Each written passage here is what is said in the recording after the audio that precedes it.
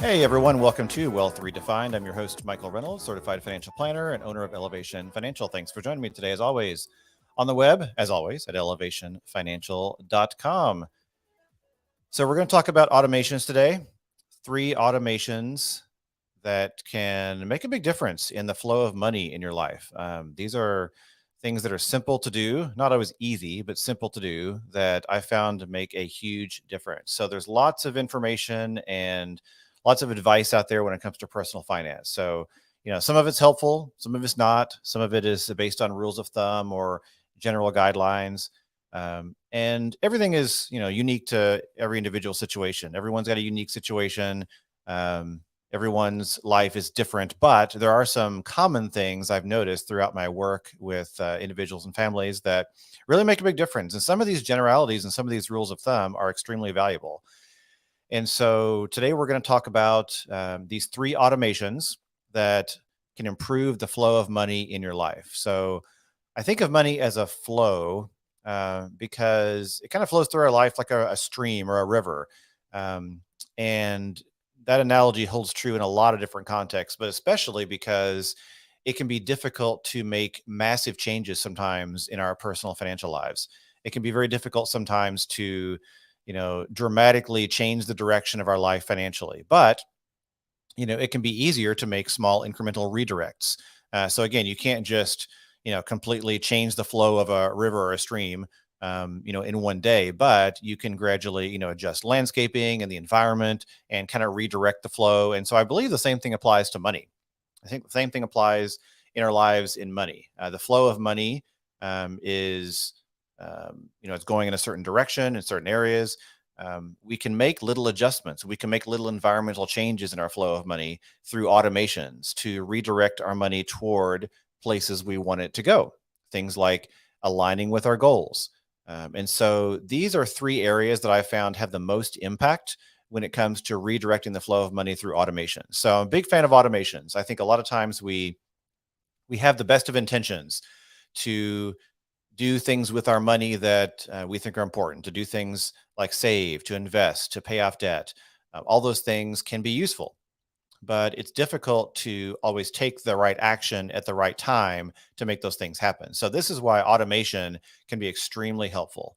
Automation is simply the act of setting up a system and a process that happens without our intervention.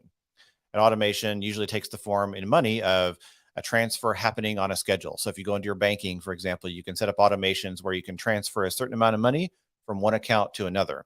And that's the kind of automation we're talking about today. So these are 3 areas of money that I found to be most effective to automate.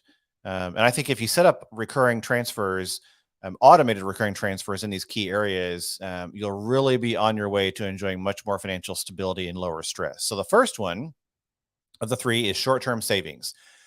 I'm a big fan of automating short-term savings. So short-term savings is money designed for things that are either on a short time horizon or for things that may have an unpredictable timeline. So this includes your emergency fund. That would classify as an unpredictable timeline. You never know when an emergency will happen. That's kind of the nature of an emergency. Things like saving up for a car or a large purchase, that's a short time horizon. It's probably not going to be a 10-year time horizon. It's probably going to be in the next year or 2. So putting that in cash, in short-term savings, is ideal for that. So you want this money in a cash account, like a savings account or a money market, because you want to ensure that it will have no volatility and it will be 100% liquid. So it won't lose value, always accessible at a moment's notice. And so you might think that once you reach a certain point in your cash savings, you should stop saving into it. You've kind of reached a point where it's done. However, I would argue that maintaining a consistent recurring contribution into your savings can have pretty tremendous benefits. So for one thing, you're reinforcing a habit of saving, even if it's only a small amount. So your budget adjusts to that monthly savings transfer and it becomes part of your cash flow. And this makes it easier to tweak the amount up or down as needed. And ultimately, what I also find is that it's pretty difficult to find anyone who is saving too much money. I rarely find someone that either has saved too much money or is saving too much money on a regular basis. Most of us find it challenging to keep enough money on hand for even a small emergency fund, let alone a down payment for a house or a car.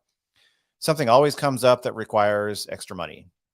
So by constantly adding to your savings, you're strengthening that buffer against the unexpected and at the same time creating more flexibility for the future.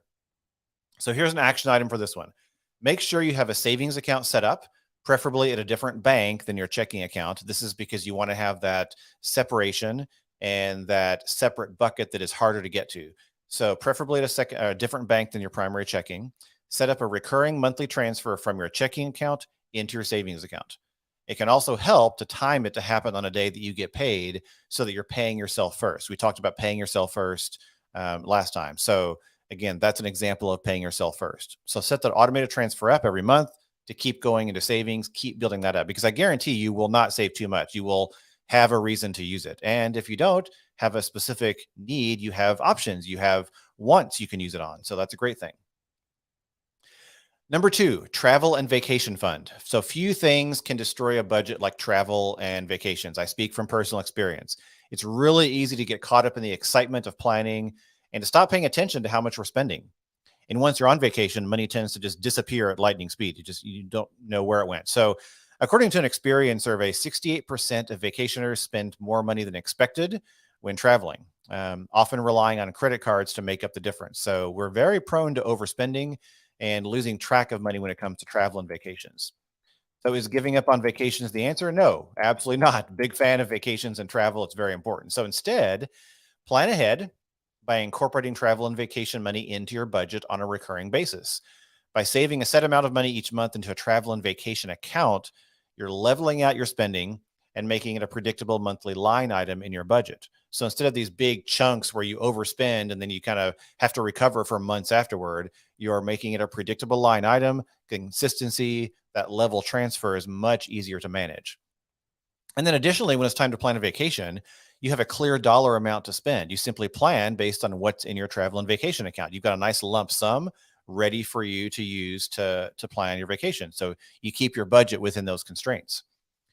And then when it's time to travel, you simply use the debit card attached to your travel and vacation account, and your vacation spending never hits your primary budget. This tends to result in no stress, guilt free vacation spending. It's dreamy, it's very nice. And yes, you can use your credit card instead on vacation, which I acknowledge is what most will do. I don't use credit cards, but I realize most people do. So I'm being realistic here. But just keep the balance within the limit of your travel and vacation account and then pay it off using that account when you get home. So you can do that. This also can help with unexpected travel needs, such as funerals or other non planned travel. So if you have this travel account that's set aside for things like that, that can be a good bucket for things like that. So your action item here is set up a travel and vacation account, which is a checking account at a different bank than your everyday checking account. Set up a recurring monthly transfer from your everyday checking account into your travel and vacation account. Again, it can also help to time this to happen on a day that you get paid so that you're paying yourself first. So very similar to short-term savings, but I'm a big fan of having a separate bucket for travel and vacation because then you're not dipping into your emergency fund for things like travel and vacation or your short-term savings, which really is probably earmarked for things like, down payment for a house, buying a new car, buying a big appliance. Those are things that are separate from travel. Travel is kind of its own thing that tends to suck up cash. And so we want to have that honored and itemized separately.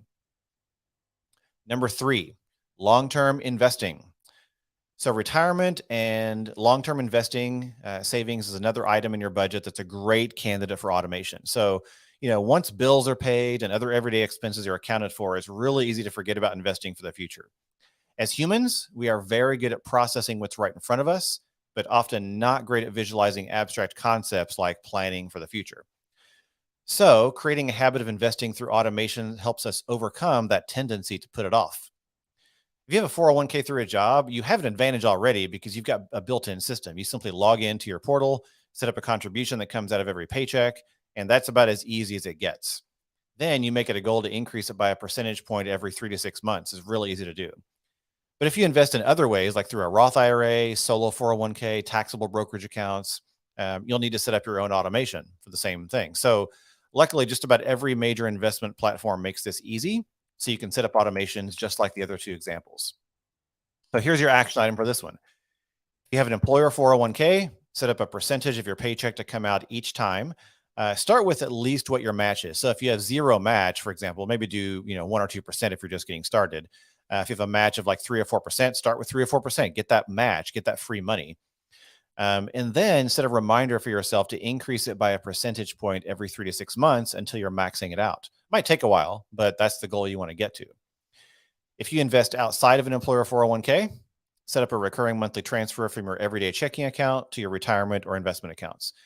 And you guessed it, it can also help to time it to happen on a day you get paid or that you have income coming in so that you're paying yourself first. So again, that automation every month is going to make it a habit and make it easier to make sure it actually does happen, to make sure you're prioritizing your long-term investing and retirement savings. So, key takeaways here: automation creates habits that compound over time, compound literally, and also compound behaviorally. So, while there are other areas in personal finance that can be automated, I find that these tend to be the key areas that make the most impact and most improve the flow of money toward your goals. So, step one, to recap, set up the three automations described: short term savings automation, travel and vacation automation, and retirement and long term investing automation. And then step two, set a reminder to increase each recurring amount little by little every 3 to 6 months, for example. Even a $25 increase a month is something. So don't discount the power of even tiny incremental increases over a long period of time. And then step three, notice that you feel less stress about money as time goes on. I predict this is what will happen. You'll feel less stress, you'll feel less anxiety, you'll feel better about your money, you'll feel more in control. I predict you will see tremendous benefits from in implementing these three automations. So with that, always acknowledging that personal finance is full of nuance and complexity at times, but this framework is a great way to lay a strong foundation for financial health that I predict will help you feel better about your money. So I hope that helps. As always, I'm happy to chat about this or anything else that's on your mind anytime. You can find me on the web at elevationfinancial.com. If you want to email me, the email address is podcast@elevationfinancial.com. As always, thanks for joining me today. Appreciate you being a listener or a viewer or a subscriber or however you find me. Have a great day. We will see you next time.